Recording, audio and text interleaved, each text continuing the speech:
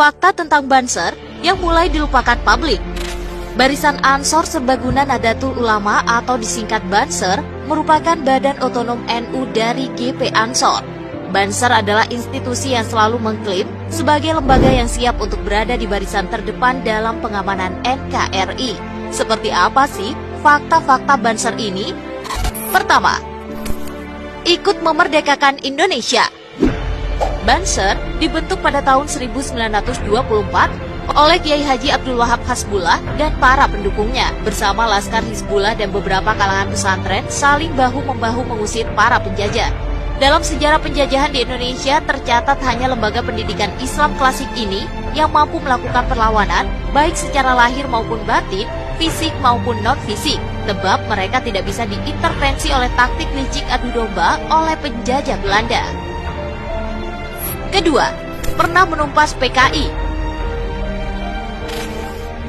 Pada tahun 1964 sampai 1965 terjadi ketegangan antara NU dan PKI.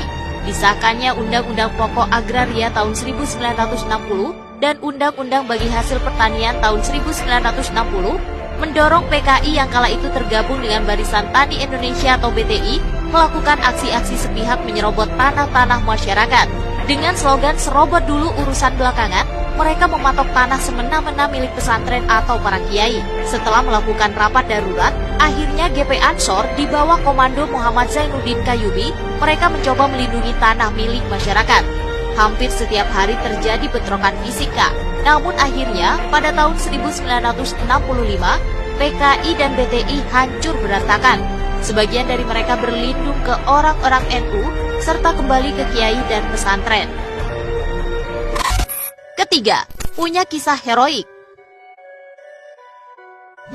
Pada tahun 2000-an, umat Kristen saat itu sering mendapatkan teror dari para teroris. Sebagai anggota Banser, pemuda bernama Rianto ikut serta dengan anggota lainnya untuk menjaga gereja dari serangan teroris. Saat sedang berjaga, Rianto melihat ada seonggok tas mencurigakan yang sudah dipastikan adalah bom peledak. Tanpa pikir panjang, Rianto kemudian berlari menjauhkan tas tersebut dari lingkungan gereja dengan cara melemparkannya ke dalam selokan. Namun naas, bom ternyata meledak lebih cepat setelah terkena air. Tubuh Rianto terlempar hingga puluhan meter dan akhirnya tewas. Keempat, berlatih ala militer. Sebagai upaya untuk membina mental dan fisik, para anggota Banser juga melatih diri menggunakan dasar-dasar militer. Tak hanya itu, Kak, mereka juga memiliki upacara pembaretan yang harus ditempuh dengan cara mengatasi setiap ujian dan rintangan yang ada. Setelah mampu melewati beberapa ujian, yang terakhir para anggota harus mengikuti ujian fisik dan mental semalam suntuk atau dikenal Caraka Malam. Sebenarnya latihan ala militer juga sempat dilakukan Banser saat konflik dengan PKI.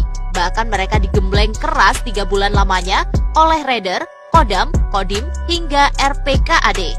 Kelima, menjadi organisasi yang bersifat keagamaan. Dalam prakteknya, Banser telah menjelma menjadi organisasi massa dengan basis yang kuat. Kelompok ini berfokus pada aspek kebangsaan dan bela tanah air, di mana mereka menjunjung nilai-nilai ideologi Pancasila yang menjadi dasar Indonesia. Tak heran ya Kak, jika mereka kerap menjadi yang terdepan untuk membentengi masyarakat dari pemahaman-pemahaman yang menyimpang dari nilai-nilai Islam maupun wawasan kebangsaan. Banser tersebut juga kerap digunakan membantu para anggota Polri dan TNI untuk menjaga keamanan saat menjelang perayaan Hari Besar Agama Islam dan kepercayaan lainnya.